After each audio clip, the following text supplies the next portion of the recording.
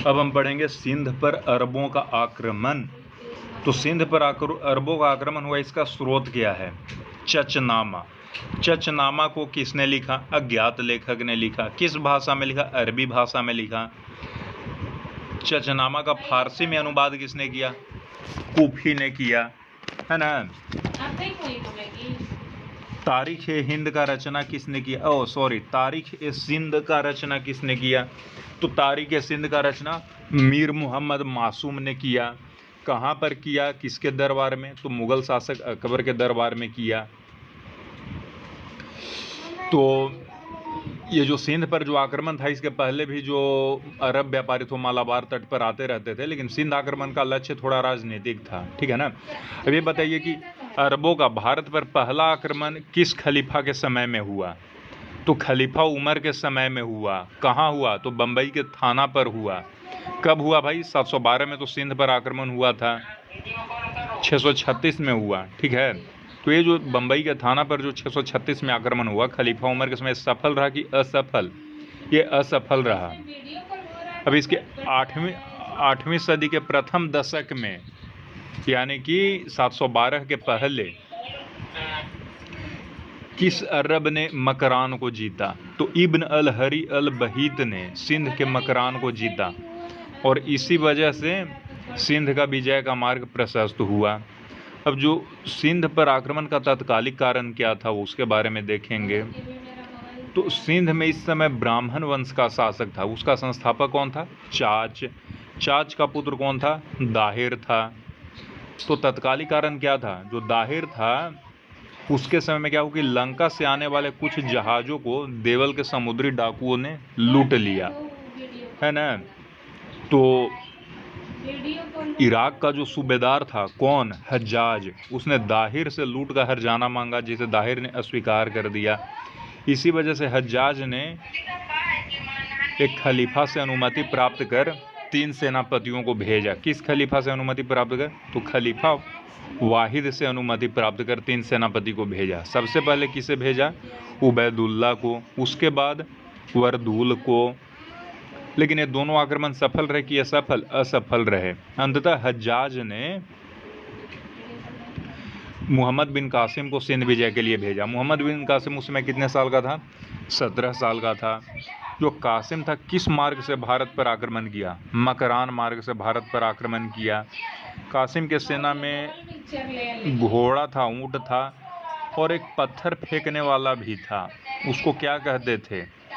मंजानिक या मैनगल। मंजानिक या मैनगल, इसे नौफथा भी कहते थे। कासिम का सहायता किसने किया भाई? तो विद्रोही बौद्धों ने किया, जाटों ने भी किया, और मेड़ों ने भी किया, ठीक है। अच्छा, अब ये देखिए कि जो कासिम का जो प्रमुख अभियान था,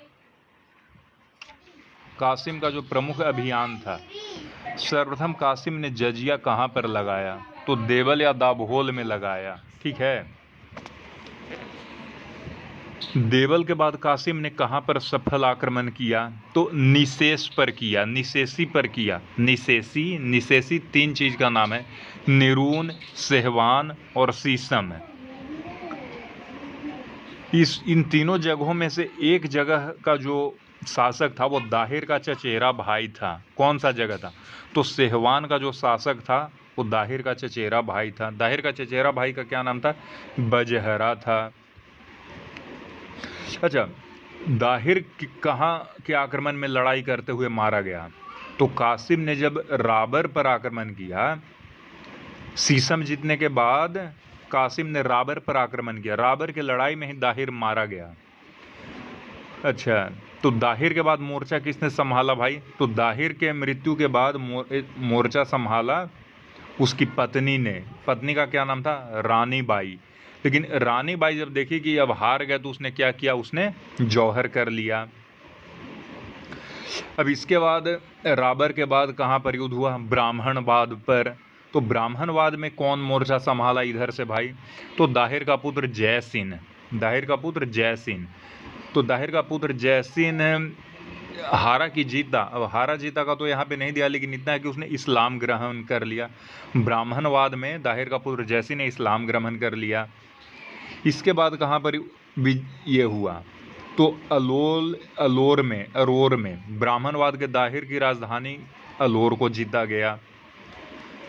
तो कौन सा विजय था जो सिंध विजय को पूर्णता प्रदान करता है? तो अरोर विजय था, वही सिंध विजय को पूर्णता प्रदान करता है। अरोर विजय के बाद कासिम ने क्या जीता भाई? तो सिक्का और मुल्तान जीता। जब देखा कि पूरा हो गया तो फिर उसने सिक्का और मुल्तान जीता। कहाँ के व्यापारियों ने स्वयं ही सामूहिक रूप से मोहम्मद बिन कासिम को अपना स्वामी मान लिया? सिक्का स्थान के व्यापारियों ने। कासिम की अंतिम विजयी कौन सी थी? मुल्तान थी, वो कासिम की अंतिम विजय थी। कासिम, ये मुल्तान का नाम स्वर्ण नगर क्यों रखा गया? तो कासिम को मुल्तान से इतना सोना मिला कि उसका नाम ही स्वर्ण नगर हो गया। अच्छा, सिंध विजय के पश्चात कासिम ने ब्राह्मणों को बहुत बुरी तरह से नृशंस तरीके से उनका कत्लेआम किया। गलत। कासिम ने ब्राह्मणों को ऊंचे पद पर नियुक्त किया। अब कासिम का मृत्यु कैसे हुआ? तो कासिम के मृत्यु के बारे में दो कथन है। पहला कथन तो ये है कि जब दाहिर का एक पत्नी तो ये रानी बाई थी जो कि जौहर कर ली, एक उसकी दूसरी पत्नी भी थी, उसका क्या नाम था? लाडी। लाडी की दो पुत्री भी थीं, सूर्या और परमल। तो कासिम ने क्या किया कि सूर्या और परमल खलीफा को भेज दिया, है ना। लेकिन इन दोनों पुत्रियों ने खलीफा को बताया कि कासिम ने पहले ही उनका कौमार्य भंग कर दिया है। इसी वजह से खलीफा ने कासिम को मृत्यु दंड दे दिया। लेकिन इस पर इतिहासकार विश्वास नहीं करते हैं। दूसरा रीजन क्या है भाई दाहिर ये कासिम के मृत्यु का? तो देखिए, कासिम जो था वो हज्जाज का दामाद था, और हज्जाज का प्रबल शत्रु कौन था? खलीफा वाहिद का भाई सुलेमान। खलीफा का भाई सुलेमान हज्जाज का प्रबल शत्रु था, इसलिए हज्जाज का दामाद कासिम को बंदी बनाकर मेसोपोटामिया भेज दिया, जहां उसका मृत्यु हो गया। अब ये बताइए, कासिम के बाद सिंध का अगला गवर्नर कौन बना? तो अगला गवर्नर जुनैद बना। जुनैद का दूसरा नाम क्या था? याजीद। और याजीद के बाद यहाँ किसका नियुक्ति हुआ भाई? तो हबीब की नियुक्ति हुई। ठीक है।